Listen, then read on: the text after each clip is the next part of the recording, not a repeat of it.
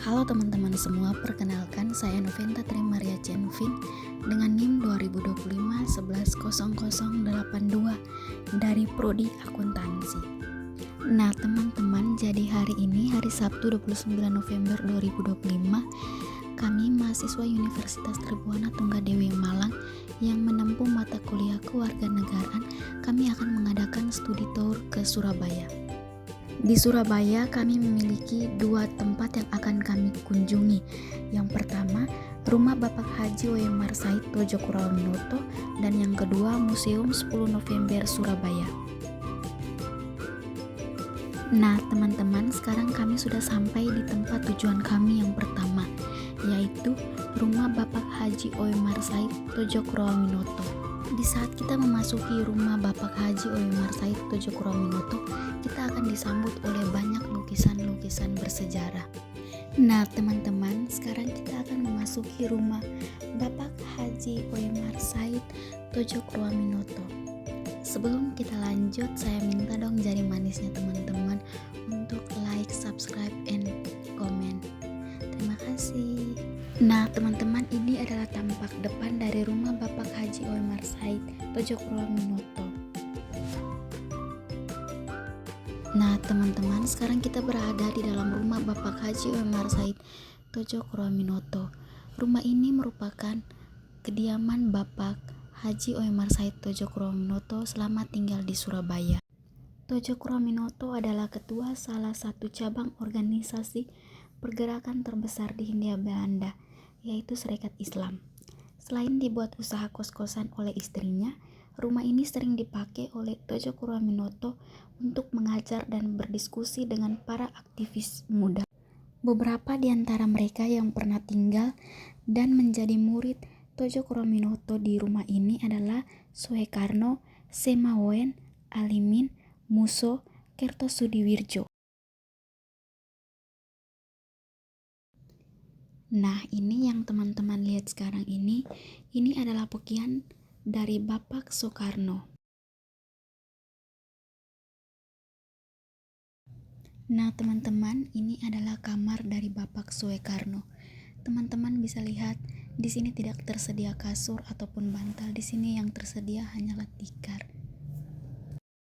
Nah, teman-teman, sekarang kita beralih ke kamar atau ruang pribadinya Bapak Haji Oyemar Said Tojokurawaminoto Surabaya.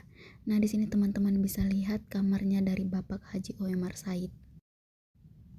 Nah teman-teman, karena kunjungan kami di Museum Rumah Haji Oyemar Said Tojokurawaminoto telah selesai, sekarang kami akan melanjutkan tujuan kami yang kedua, yaitu Museum 10 November Surabaya. Agar tidak ketinggalan, yuk tonton terus videonya. Halo teman-teman, sekarang kami sudah sampai di Museum 10 November Surabaya. Teman-teman ikuti saya untuk melihat Tugu Museum 10 November Surabaya. Nah, di sini teman-teman bisa lihat tugunya sangat besar ya teman-teman. Sebelum melanjutkan perjalanan, saya duduk beristirahat sedikit teman-teman, soalnya panas. Nah, sekarang kita melanjutkan ke di sini ada patung yang teman-teman. Di sini ada patung Bung Tomo.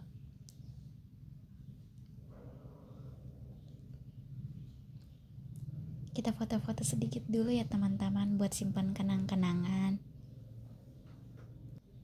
Nah teman-teman, sekarang kita sudah berada di dalam Museum 10 November Surabaya. Untuk melihat apa aja yang ada di dalam Museum 10 November Surabaya, ikuti keseruannya bersama saya. Di Museum 10 November Surabaya banyak sekali lukisan-lukisan bersejarah yang ada. Nah, di sini teman-teman bisa lihat lukisan-lukisannya sangat cantik. Nah, teman-teman, karena di sini lukisannya sangat banyak, jadi saya bingung mau lihat lukisan yang mana. Soalnya sangat bagus-bagus semua. Nah, teman-teman, ini sekarang kita sudah berada di dalam Museum Surabaya yang ada banyak patung-patung, banyak artefak-artefak. Nah teman-teman, sekarang saya ingin menceritakan sejarah singkat tentang pertempuran 10 November Surabaya. Pertempuran 10 November 1945 adalah salah satu peristiwa paling penting dalam sejarah perjuangan Indonesia mempertahankan kemerdekaan. Pertempuran ini terjadi di Surabaya antara pejuang Indonesia melawan pasukan sekutu Inggris yang datang setelah Jepang menyerah pada Perang Dunia Kedua. Setelah Indonesia memproklamasikan kemerdekaan pada 17 Agustus 1945, pasukan Inggris datang ke Indonesia untuk melucuti senjata Jepang dan membantu mengembalikan kekuasaan Belanda. Kehadiran ini menimbulkan ketegangan dengan rakyat Surabaya yang ingin mempertahankan kemerdekaan. Konflik pertama terjadi pada 19 September 1945 ketika pemuda Surabaya menurunkan dan merobek bendera Belanda di Hotel Yamato. Ketegangan terus meningkat. Pada 30 Oktober 1945 terjadi pertempuran yang menyebabkan tewasnya Brigadir Jenderal Malabi, pemimpin pasukan Inggris di Surabaya. Inggris menuduh pihak Indonesia bertanggung jawab dan menuntut penyerahan semua senjata. Pada 9 November 1945, Inggris mengeluarkan ultimatum. Semua pemimpin dan rakyat Surabaya harus menyerah atau kota akan diserang. Ultimatum ini ditolak oleh rakyat Surabaya karena dianggap merendahkan kemerdekaan Indonesia. Pada pagi hari tanggal 10 November 1945, Inggris melancarkan serangan besar-besaran dengan yang pertama tank, pesawat tempur, kapal perang, artileri berat. Pejuang Surabaya yang dipimpin tokoh-tokoh seperti Bung Tomo memberikan perlawanan hebat meski hanya bersenjata sederhana. Pertempuran berlangsung selama sekitar 3 minggu dan menelan banyak korban di pihak Indonesia maupun rakyat sipil. Walaupun Surabaya akhirnya dapat dikuasai Inggris, namun semangat juang rakyat Surabaya menggetarkan dunia. Perlawanan ini menunjukkan bahwa bangsa Indonesia siap berkorban demi mempertahankan kemerdekaan. Karena keberanian ini, 10 November ditetapkan sebagai Hari Pahlawan untuk mengenang semua yang gugur dalam perjuangan. Nah, ini adalah rumah sakit yang dulunya dipakai untuk merawat korban-korban akibat terjadinya pertempuran 10 November di Surabaya. Nah, di sini teman-teman bisa lihat ada alat suntik, ada kapas dan perban, ada tas juga. Ini adalah peta pertempuran.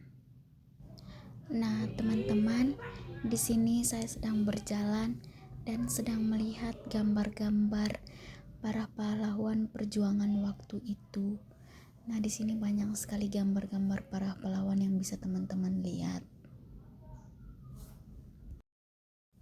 Nah, teman-teman, sekarang kami berada di Outdoor Museum 10 November Surabaya.